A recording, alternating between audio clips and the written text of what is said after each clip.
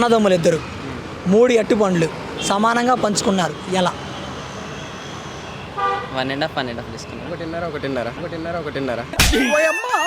No, ఇద్దరు అన్నదమ్ముళ్ళు 3 అట్టి పండ్లు సమానంగా పంచుకున్నారు ఎలా? ఇప్పుడు ఏం చెప్పమంటారా? అంటే ఇటు వన్ తీసుకొని మిగతా వన్ దాచుకోవచ్చు కదా. 20లోనా 19 తీస్తే అంత తీస్తే 2 రూపాయలు ఉంటుంది. నో, దాచుకొని లేదా. లేదు అట్లేదు, అట్లా చేయకూడదు. సరే క్లూ క్వశ్చన్లోనే ఆన్సర్ ఉంది. క్వశ్చన్ ఒకసారి మళ్ళీ మళ్ళీ ఇంకోసారా? ఓకే. అన్నదమ్ములు ఇద్దరు 3 అట్టి పండ్లు సమానంగా పంచుకున్నారు ఎలా? 3 అట్టి పండ్లు ఇద్దరు అన్నదమ్ములు ఇద్దరు 3 అట్టి పండ్లు ఆల్రెడీ పంచుకున్నారు కదా. పంచుకున్నారు. ఏ బడ్రి నువ్వు ఎంతకున్నావు? గీతాందిలే చేతులతో పంచుకుంటాం కదా. రోజంతా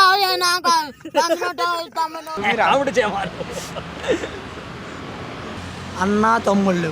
ఓకే చెప్పండి. ఒక అన్న ఇద్దరు తమ్ముళ్ళు. Right answer. నాకెందుకు రావు ఇలాంటి ఐడియాలు?